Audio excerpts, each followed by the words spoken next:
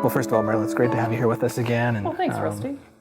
It's been a little while since we last visited about Tanzania itself, but for those who've actually had a chance to see the film Humanity Looks Good on Everyone, when we left off in 2012, you had published 3 different children's books. Yes.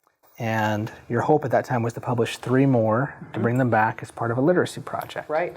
So tell us a little bit about what's happened since 2012. Well, since 2012, we've been back 2 more times, and we now have a total of 10 books that we have collected and published, which is really pretty exciting. We've moved to do a small project in Ethiopia, and I have one in the works for Kenya. So we're helping to keep collecting those mother tongue stories and doing the special education service learning. Excellent. In Tanzania. Excellent. And you said mother tongue stories. Tell us about these books. How are they being made, by the way? Well, it's been an interesting collaboration between friends in Tanzania that are storytellers and students that have told us stories. They tell us the stories in Swahili, and they give us a rough English translation. Then we have the books translated into English. We have selected some local artists here in the Manhattan area, and they illustrate the books. We put the books together and have them published locally, and then we take them back to distribute them to children with disabilities in particular whose families don't have access to books. And we're looking at some of the artwork of this today. It's pretty incredible. It really is nice. Got watercolors and all kinds of things. Yes, we have a wonderful artist from Topeka that has done a couple, and then as well as a local art teacher here in Manhattan. So it's been really fun.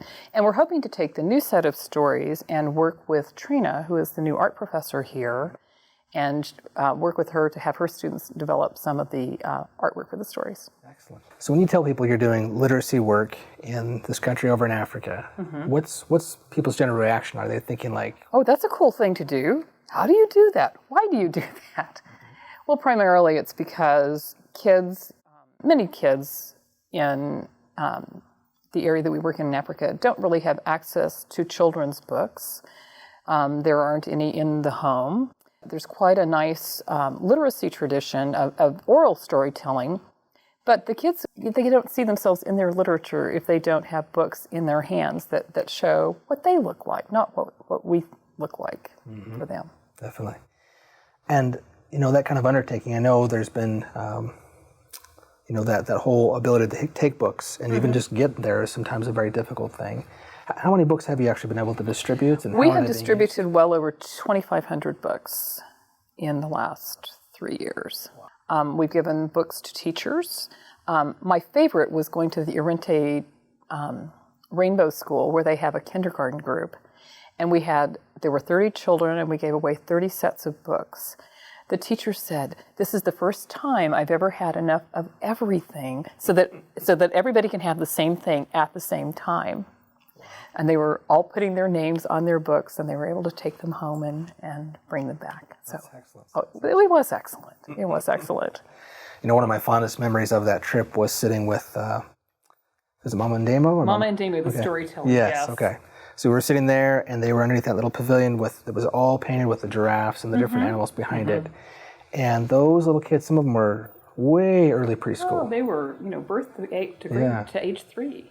But she was there, and we had that recording. I can still hear her voice as she's telling these stories for about 25 minutes. Yes. And the kids were all on the girls' laps and just pulling in the story there. They were.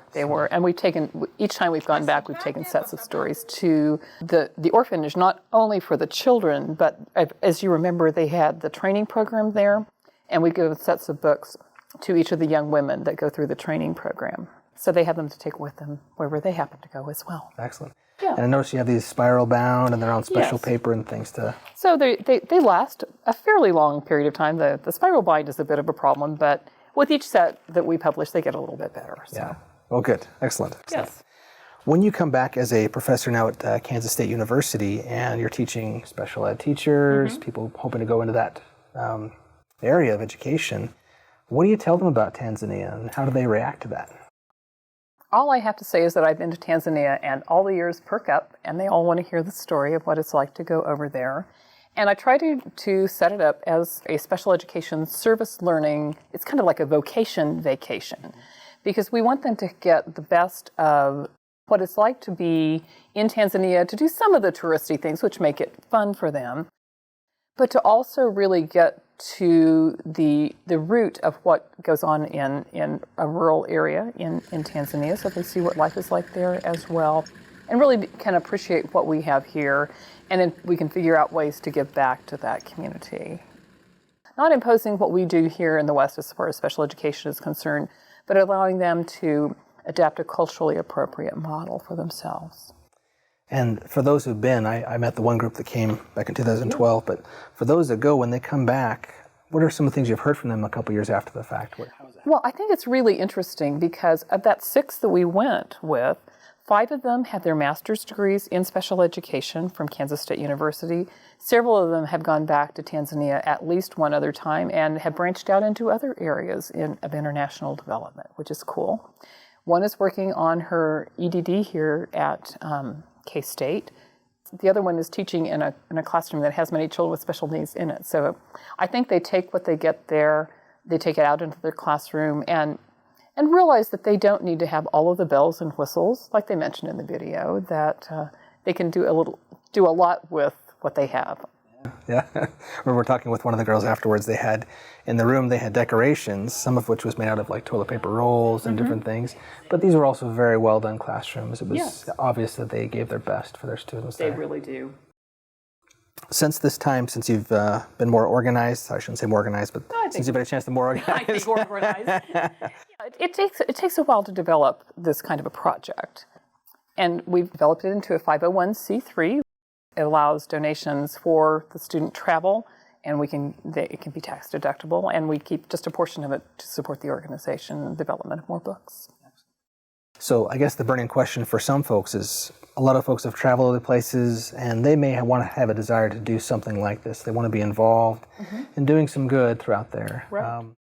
Sometimes we talk within the College of Ed that there is a vast difference between charity and social justice as far as how we help people. This is definitely an issue of social justice. It's empowering. I think one of the great things that we have done, we don't focus so much on working with individual children as we do teacher training and empowering the teachers there to develop models that make sense for them and their region is the way that we approach social justice. It's empowerment, not duplication of what we do here in the West. It's definitely talking with them.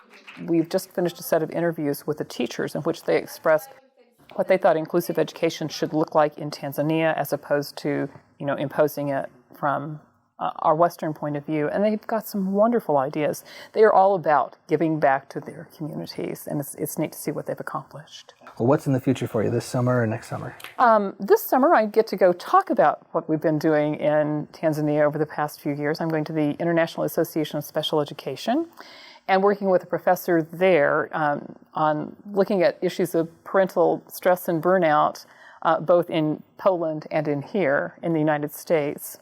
So there's that collaboration. And then I was going to take the summer off and really not do a whole lot of travel, but I have 6 students that are eager to get started planning for our 2016 trip to Tanzania. Well, we wish you the best with all your future work there. I know many, many lives were touched by the trip that I had a small chance to be part of there. It was great having you with us. Thank you, Rusty. Thank you very much.